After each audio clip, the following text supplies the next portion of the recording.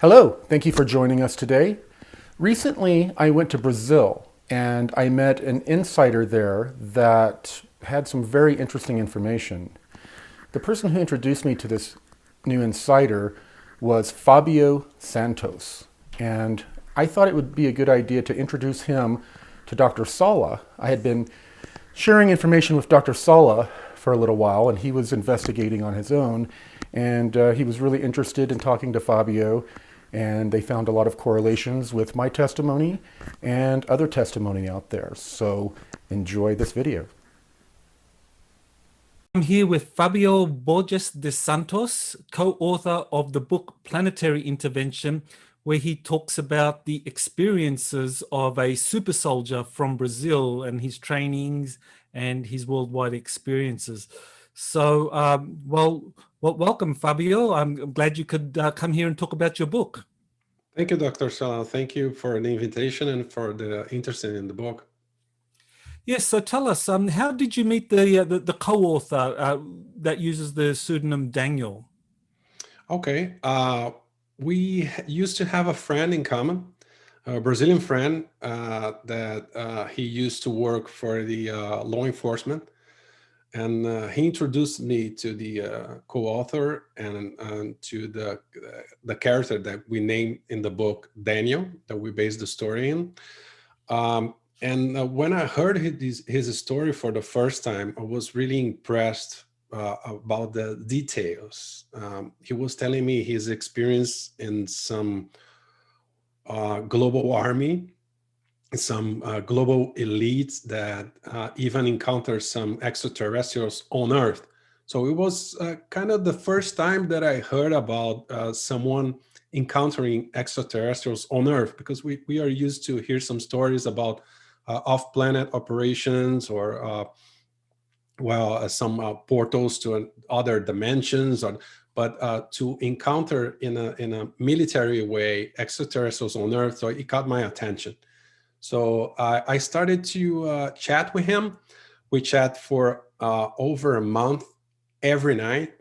We spent the whole night talking about his experiences, and what caught my attention was the level of detail that he was telling me. He was telling me locations. He was telling me some specific about operations and some specific about guns and vehicles, military vehicles that I used to take note and then research afterwards, because I never heard about them. So I did a lot of research on that, and I tried to check some facts, because he told me a lot about some the Gulf War, about the Syrian War, about some wars that were going on in the 90s and early 2000s. And I did my research, and I saw that a lot of things check out. So we went deep on it, but we met through a common friend that we used to have, and we went from that. So can you tell us a little bit about his story? I mean, he served in the regular Brazilian army as a conscript for a couple of years, and then he didn't get to join the regular army, which was his plan. He went home, and then he got recruited for this super soldier program. Why don't you tell us how that, what happened there? Yes, that is what happened, and that is I think the first chapter of the book. When we tell his story, he served for a year in the Brazilian army, right in the capital of Brazil, Brasilia, in the center of the country, and he was dismissed after this year. And in the book, we mentioned some reasons for that. There was a lot of politics going on inside the place that he was serving. So basically, the friends of the lieutenants and the people that were choosing who was going to keep serving or not were chosen, and he was dismissed, and he was very sad about that, and a little bit. It was a traumatizing experience for him, because since he was a kid, he was always dreaming about being in the military. He used to play with imaginary guns when he was a child. It's a very interesting story, how his psyche was built, and how was his childhood. And then when he was a teenager, he was really focused. He had this psychological profile to be a soldier, to work in the army. Was when kids want to be I don't know, firemen or doctors or lawyers, he always wanted to be in the army. That is a really interesting thing in his story. And when he got there, he was one of the best. He was on the top 3 for the year that he served, and due to politics, he was not chosen to continue to serve, and he was really sad. And on this there's a dismissal ceremony, if we can say that, when people stop serving. And after this ceremony, he was he got nowhere to go but his parents' house. He was 19 at the time, and a guy came out of nowhere when he was walking to catch the bus, and he said, "Hey, do you want to continue to serve? Do you want to continue to be a military?" And he said, "Sure." And the guy gave him a phone and said, "So you call me and we get into the details." And he found that a little bit strange, because that's not how the military goes, right? That's not how things are handled. He went back home, and he was very sad, and it passed, I think it was 3 months before he called the guy. He finally called the guy, and the guy said, "Hey, can we meet tomorrow?" And then he met the guy, and right away he was taken to a military base, and then he signed the papers, and he was already flying to a mission. He got no idea what he was getting into. He was just driven by the idea of going back to be a military and do what he loved most. So that's how it happens, how he entered in this super soldier program, or I don't know, global elite military. So when he was recruited into this covert unit after his 1 year compulsory military service, what was unusual about the training? What separated the training he received for this covert super soldier program from, say, regular military training? Well, at the beginning, he thought that it was really special forces for a global military. He before he entered this program, he had no idea there was any kind of global military going on. But the early trainings, it was very similar to what he had in the military facility for the first year. So physical training. And then he had some parachuting. He went to the jungle, to the Amazon, to have the jungle training. It's really hard. I think it's one of the best in the world in Brazil. Survival training, and he had lots of kinds of training inside Brazil first, and then he was taken outside Brazil to have this desert training, or ice training on ice. So training on lots of different weather, lots of different situations. At that point, he had no idea what to expect. He just thought, "Hey, this is a really special unit. This is a really special training, because I'm training in different situations. I need to be ready for different situations." But at the end of around the end of the first year of training, there was this time that he was first introduced to a kind of mental training, a psychological training, and that was the first time that he had the experience of seeing, at that time, a holographic extraterrestrial being. So he went to a military facility, and they put him in a kind of hologram, or virtual, like when you use the virtual glasses. And this simulation, he saw for the first time a reptilian, of course, holographic reptilian, but it was a perfect copy of the real one. So some soldiers, they just freak out. They couldn't do it, and they couldn't pass the psychological training, because in this simulation you have to confront this being, and this being confronted you. So it was very traumatic for the soldiers. And fortunately, he went through. But that was the first time that he thought, hey, there's something different here, because his superiors, they never told him, hey, you're going to be on this mission or that mission, or that's what we do or that's what we don't do. They are treated like machines. They're treated like well, I think I've never been to the military, but I think that's pretty much the way it goes. The soldiers are not told what the mission is until the mission is about to happen, right? When they get the briefing. So that's pretty much what he told me. He was never told on training what he was training to, what could he expect. He never had this information. So the first time that he encountered a training that was a little bit different from what he was expecting inside, because he was never told to expect anything, was in this hollow training with the reptilian. It was the first time that he encountered that. And of course, he never asked a thing after that, until he finally went to a mission. When he was briefed, he and the team was briefed that the encounter with this reptilian being was imminent.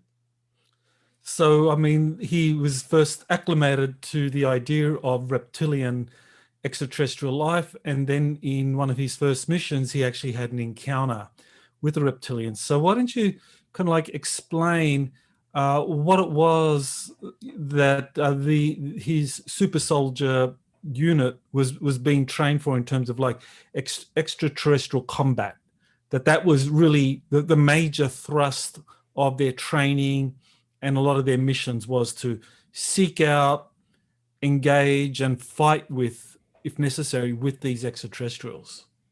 Was one of the types of missions that he had was combat with extraterrestrials. Most of the time, they were serving as a kind of missions to manipulate in one way or the other the wars that were going on.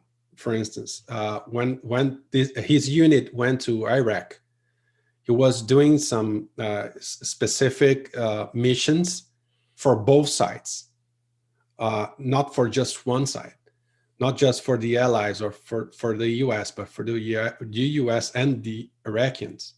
So it depends on I don't know, whoever was driving his missions, or I don't know, we can say that was manipulated by the cabal or by the secret government. Anyways, he was doing missions for both sides, and he never knew. He knew about the missions 1 day or 2 days before the actual mission. So he fought in the Iraq war, right beside the UN, right beside the US, but right beside the Iraqis as well. So that was, and we have examples for the same thing going on with the Syrian war and some other wars that were going on in Africa at that time. So we had a couple of examples in the book. And on the next book, we are bringing more examples of that as well. There was the most missions were manipulating wars. The second type of missions were technology recovery. So ancient technology recovery. So he had a lot of missions in the Middle East to recover ancient technology. And technologies, we are talking about Vimanas or ancient aircrafts, or even portal technology, some technologies that the public has not given any access. So that was the second type of mission that he was most of the time. The third one was a security. security for global leaders to meet extraterrestrials in some special places. So in the book, we have a couple of cases. We are bringing the second book. We are going to bring more of that. So he used to do security.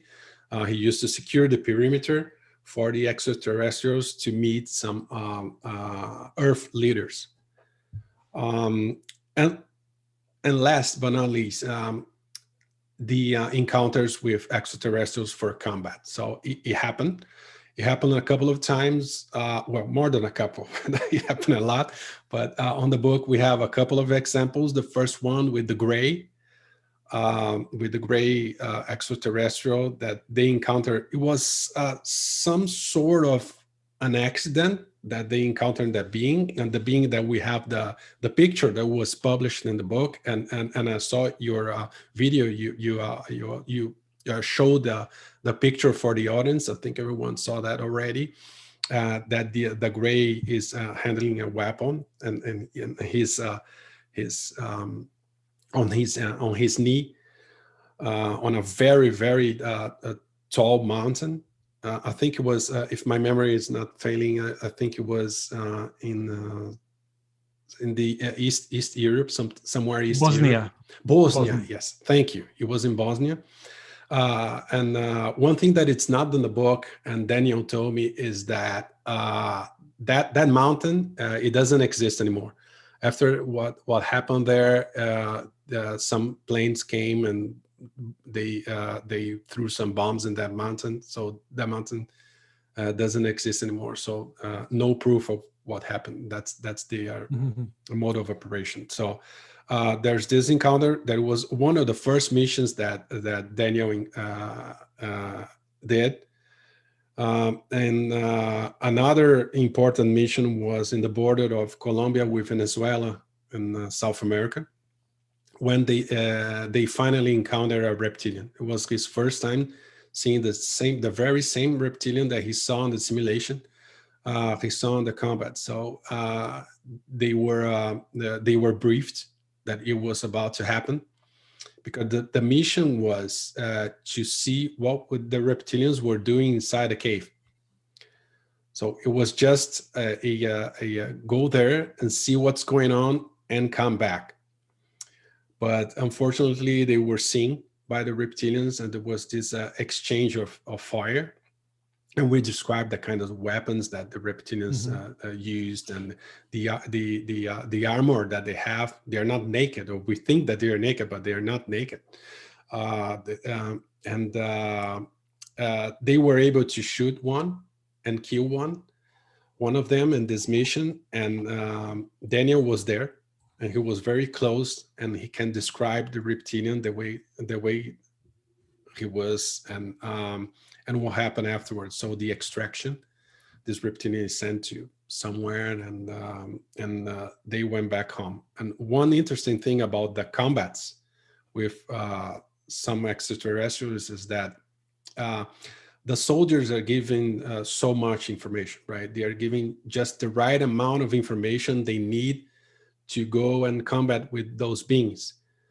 So questions about who rescued the corpse, and where are the corpse, and what they did with the corpse, or this thing that it's on the hand of the reptilian, what is it for? So there is so much details that they know. They know just the right amount to be able to go in and come back with them and come back to the base. Right. So we're talking about a global military that belongs to the deep state or the cabal, which is separate from the national militaries. Definitely. And that they're sent, and sometimes, as you said, their missions might involve doing things for one side or another side in a conflict situation. Other times they go in, seek advanced technologies, provide security. That was the third mission. And then the fourth was, of course, combat with extraterrestrials, engagements. Well, one of the really interesting chapters in the book that I found particularly fascinating was the chapter about Antarctica, where he provided security for some VIPs having a meeting with extraterrestrials. So why don't you tell us about that chapter? What did Daniel experience? Well, it is one of my favorite chapters as well. I love about every story that he can tell me about Antarctica, and we have a couple more coming for the next book. This one in particular, he did a security to a meeting and in Antarctica that they went a little bit far from what he was expecting. He was really trained on that security, doing the perimeter for the meetings, but it was the first time that he was doing that in Antarctica, and it was the first time that he felt truly fear. And he tells about that, and he's open about that. He said that the one time that I served and that I really felt the fear was this time in Antarctica, because he was doing the perimeter. He was the last one. So the perimeter is done through circles, right? They do a series of circles about a mile from each other, so no one can get close, right? And he was in the inside circle, so the last circle, the one that is closest to the meeting and the being that was coming. So he saw this craft coming from the clouds, and it was huge. It was like a soccer field long. It was really, really big craft, and the craft went down really smooth without any sound. And then this tall white being came from the craft, was like hovering from the ground. He could not see the feet. And when this being came out, this being looked at the guards, and of course Daniel as well, and he did something with his hand, like some movement, some specific movement, and right away everyone got into their knees with like an involuntary movement. They got into their knees and they couldn't move. They could just move the eyes, the eyeball. That's it. And he was really, really afraid.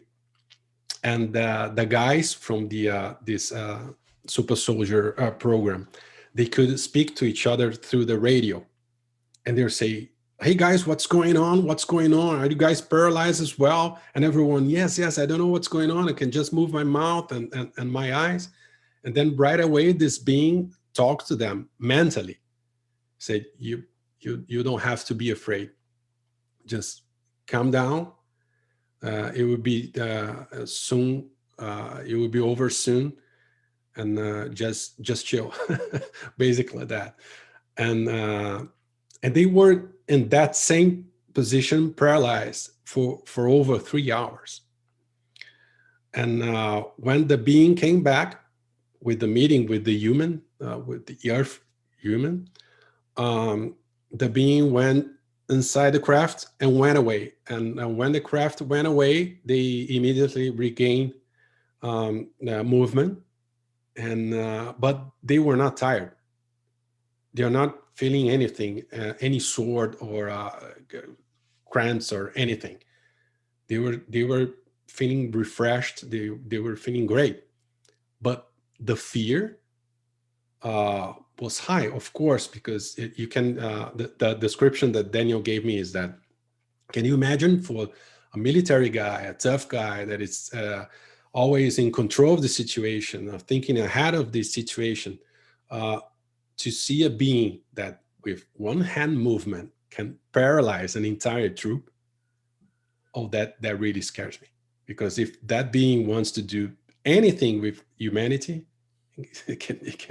it is unimaginable. So it was the first time he said, I was really, really afraid. So that was a very impressive encounter, and that being had some kind of advanced technology or superior consciousness, where a combination of the two was able to just physically incapacitate this troop of super soldiers, providing security for this VIP meeting with that extraterrestrial for 3 hours, that they were just crouching on one knee, immobile. but not harmed in any way. And the being just disappeared, did the meeting, came back and left, and then the whatever technology or whatever consciousness command was used was just lifted. Quite an incredible encounter, that one.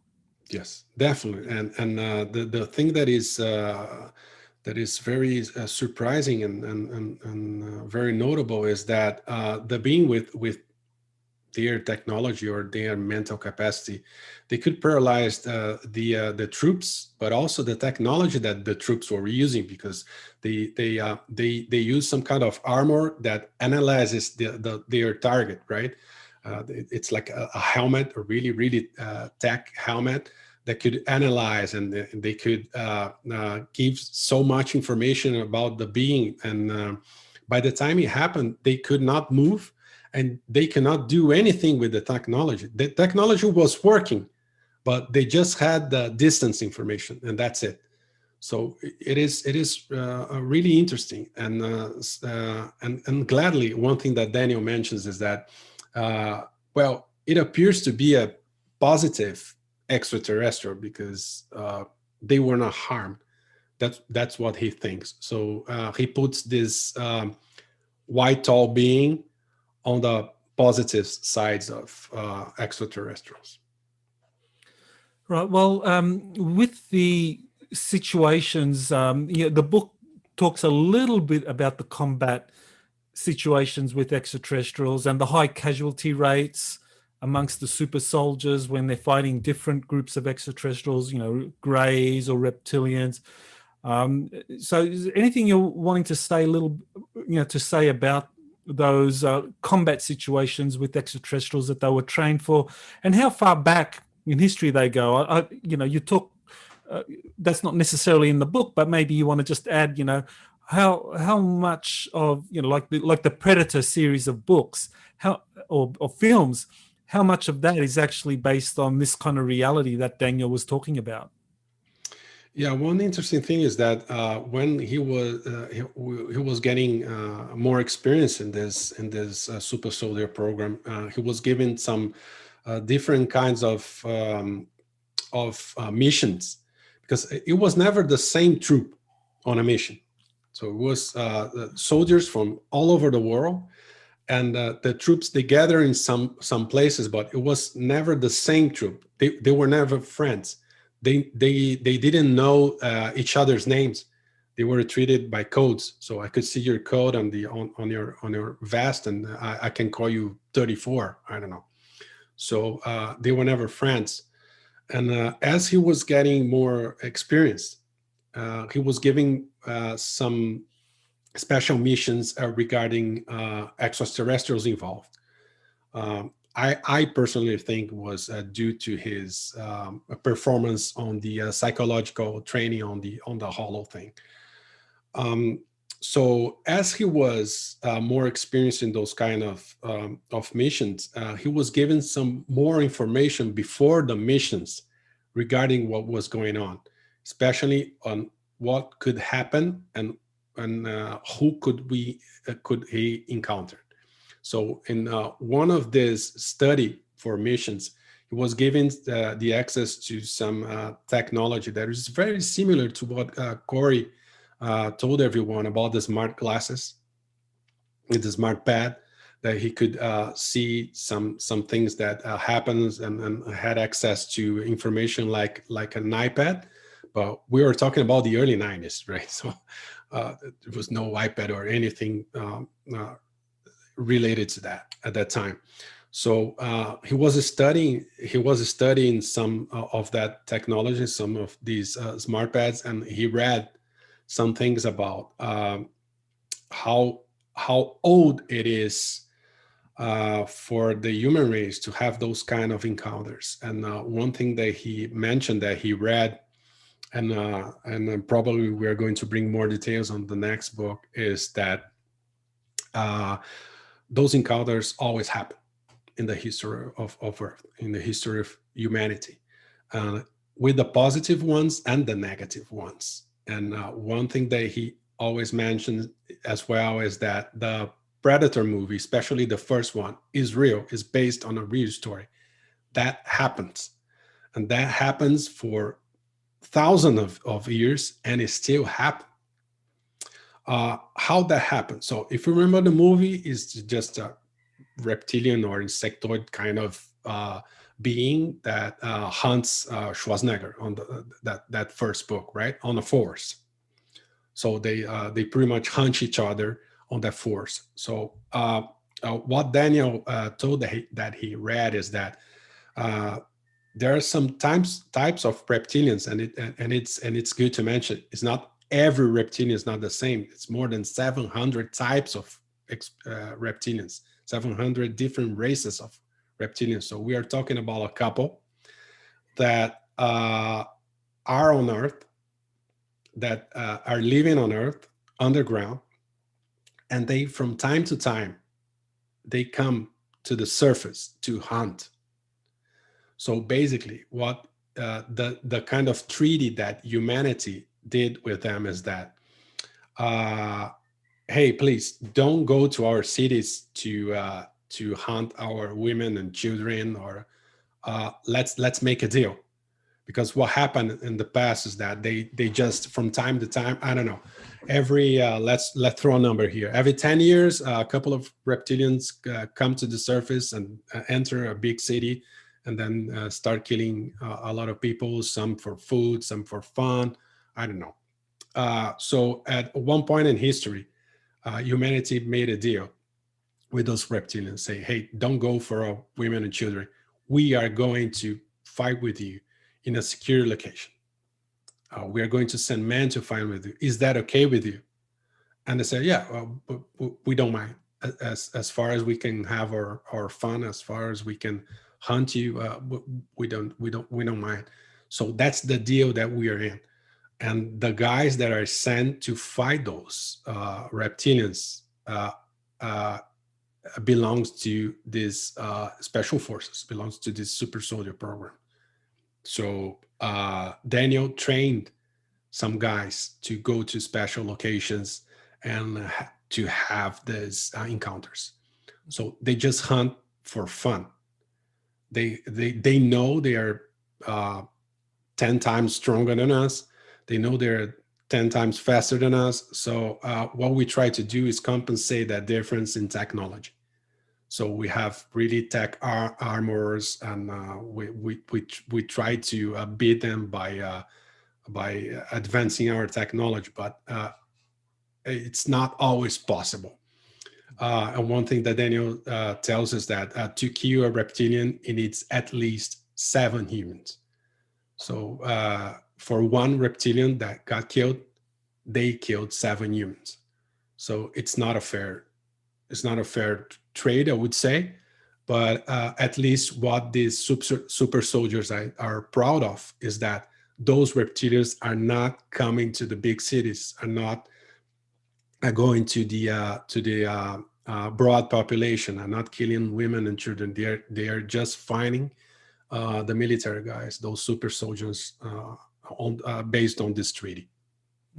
So that's fascinating, because it tells us that this planetary organization that currently trains super soldiers from different world military and recruits them, that goes back a long, long time. So we're talking deep state, cabal, Illuminati, whatever name you give it.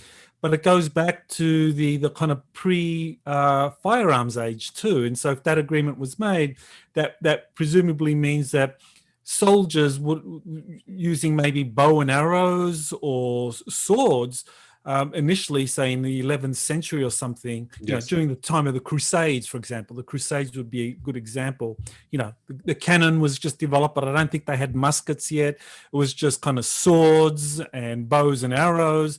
So some of those people would have actually gone, and probably the Crusades would have been a great cover for this, you know, because world militaries, you know, especially from Christendom, was sending all these armies to the Middle East, to the Holy Land, for all these fights. So presumably some of those soldiers coming from the Holy Land, or from Christian countries like Richard the Lionheart and so forth, some of these guys could have actually gone to the Middle East, to Israel, Palestine, and actually, you know, their real mission was to fight against extraterrestrials as part of these agreements.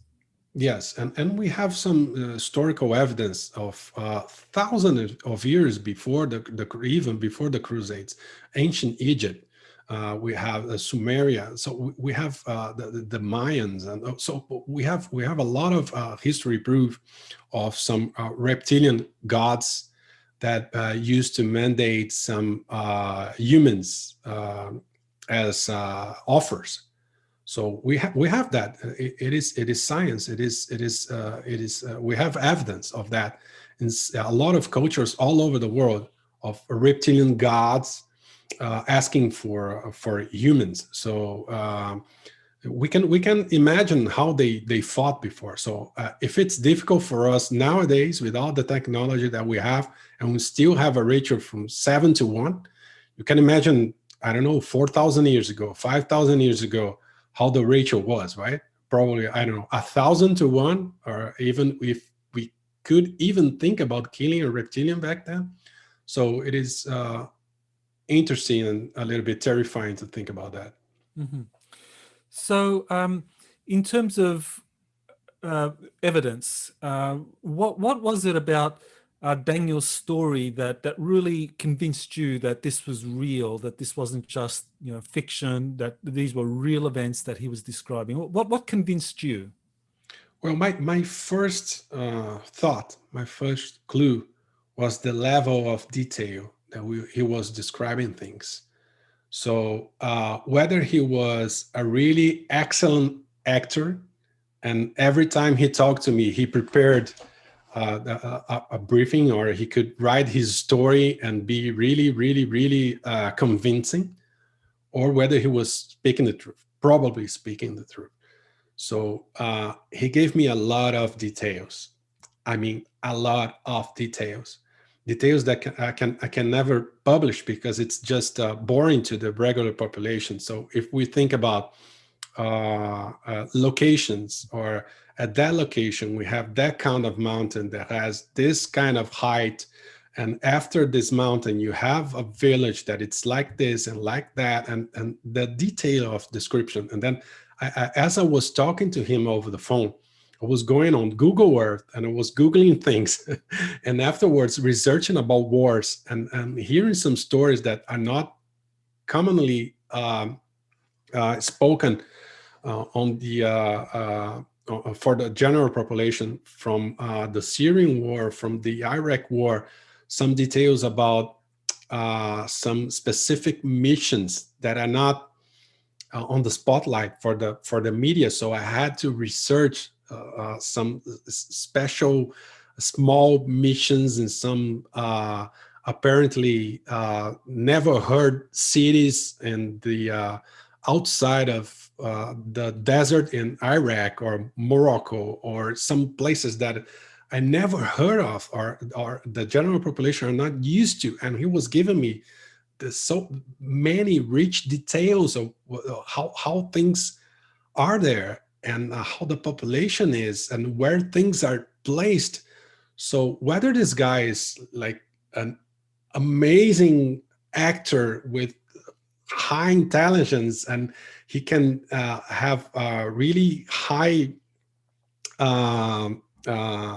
capacity of improvisation as well, because I was asking him questions and he was giving me information. So when he was talking to me about a mission, I was asking specific questions about some things that only someone who was actually there could give me that information. And then there are some tactics I'm pretty sure, Dr. Saleh, you know about that. So open questions, closed questions, and then ask the same questions a lot of times in different situations. And so I was coming back to stories from 15 days ago and asking about the same details that he was giving me at that time, that I'm pretty sure that he was not remembering. He had no recollection that we already talked about. So he told me the story again.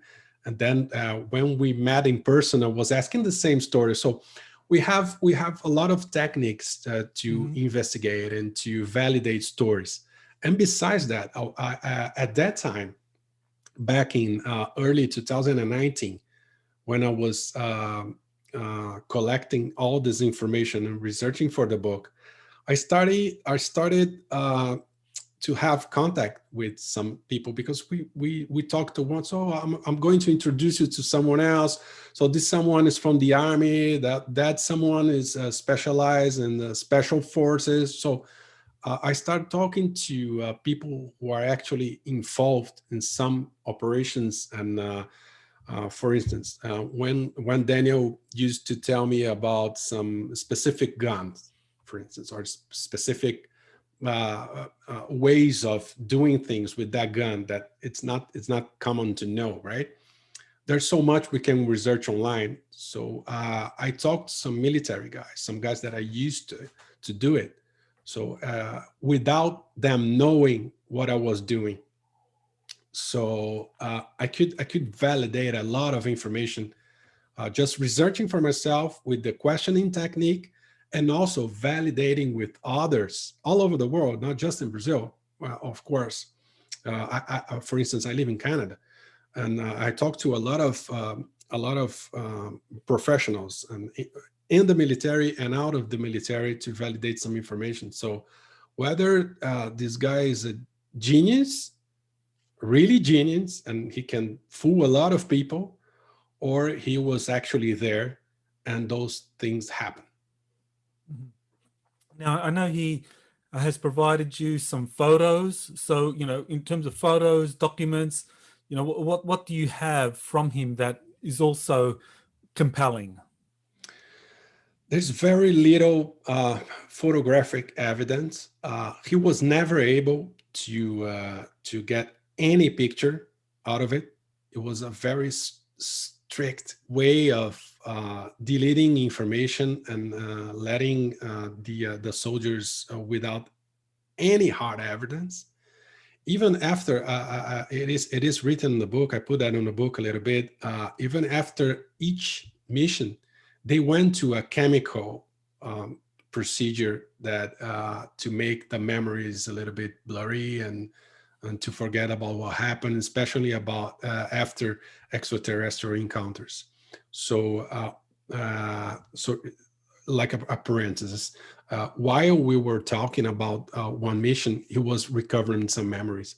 So he was accessing those memories by talking to me. So it was never 100% available. So it was an interesting thing that happened. It was very similar to I think it was very similar to what happened to Corey in this 20 and Back program with the chemical process that he went through. Coming back to the hard evidence. So the pictures that he had was sent by a couple of former colleagues that he made, but not that he made through his missions, because through his missions, he never knew what guy was with him. It was just codes. But in his last year as the super soldier, and that's the end of the first book. He went to prison. He went to military prison. He went to a kind of military trial. And while he was in prison before the trial, he spent more than 6 months going through prison to prison. And in those prisons, he could say his name, and he knew the name of his fellow prisoners and also the guards and also the people that were there. So he made a couple of friends at that time. And one of those friends sent him a couple of years ago that picture that is published on the book with the gray, with the gun. There was one of his friends that sent to him, one of the friends that were there in the mission with him, but he just encountered him afterwards while he was in prison. So everything that he has was sent to him by one of his colleagues. Great. Well, tell us, where can people find the book and buy it, and what are the plans for the second volume? All right. So it's available on Amazon all over the world. So if you were in the United States, Amazon.com, Planetary Intervention. Well, I have here Planetary Intervention. So you can get it on Amazon in Kindle version, the online version, or the hard copy. If you are in the UK, amazon.co.uk. So in Spain, amazon.es. So your local Amazon, it's available in English, in Portuguese as Intervenção Planetária, or in Spanish, Intervención Planetaria. So you can search on like local Amazon. The second book that I will probably call it Galactic Intervention.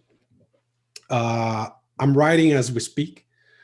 I wrote about 30% of the book. I still have a lot of information to vet and to go through. Probably I'll have it ready by July. Let's say June, July, I'll have it ready. I'm writing in Portuguese, so I have to translate in English afterwards. I think I will have the English version by mid-year. I'll surely let you know. One thing that we did in the first book, and we are doing in the second book, is we know that Daniel's story on the first book is based on someone's true story, right? I built a narrative that it's fit for every audience. So even if you have a relative or a friend that they don't believe in extraterrestrials, or they don't believe in those stories for some reason, they can read as entertainment. So you can relate to it's like a novel. You can relate to the character. You can read as sci-fi.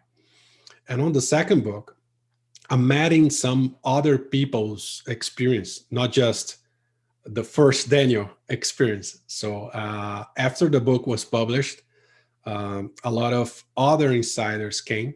Some insiders related to the military, some others not related to the military. So we are adding on the second book some interdimensional experience, some dream state experience, very interesting, a little bit more spiritual than the first one. And of course, we still have the first book's Daniel's story to fit on this second one. So we're just detaching a little more the Daniel's story, the character story, from the real people due to several reasons. And if people want to get in touch with you, Fabio, how do they do that? Well, they can go to my website, fabsantos.com, fabsantos.com. You can choose English, Portuguese, or Spanish. You can read about my books. I have 3 books published. I'm writing 2 more. 2 of them are in English. So if you want to read them or know about them, we have also on my website the Experience 2020 event that brought Corey Good for the first time in Brazil. And we have Daniel's testimony as well. We have almost an hour and a half of Daniel's presentation. And besides Corey, and we have John DeSouza, we have Trisha Marges from 90 Degree Turns. So we have 16 people presenting on Experience 2020, and 5 of them exclusive in English. So more information on fabsantos.com, fabsantos.com. Well, thank you, Fabio, and I look forward to learning more. Aloha. Thank you, Dr. Sala. Thank you very much. Well, I hope you enjoyed that interview. It's quite amazing. And actually, this type of content is going to become more and more mainstream very soon. On February 22nd, we hope to make a big announcement about a new project that's going to bring exactly this type of information to the masses. So hit subscribe right now. On February 22nd, you want to be notified when the big announcement comes. Thank you for subscribing and watching the Sphere Being Alliance channel. Thank you. Thank you for watching the Sphere Being Alliance channel. Make sure you click on subscribe and smash the bell to make sure you're receiving all the new content from the Sphere Being Alliance YouTube channel.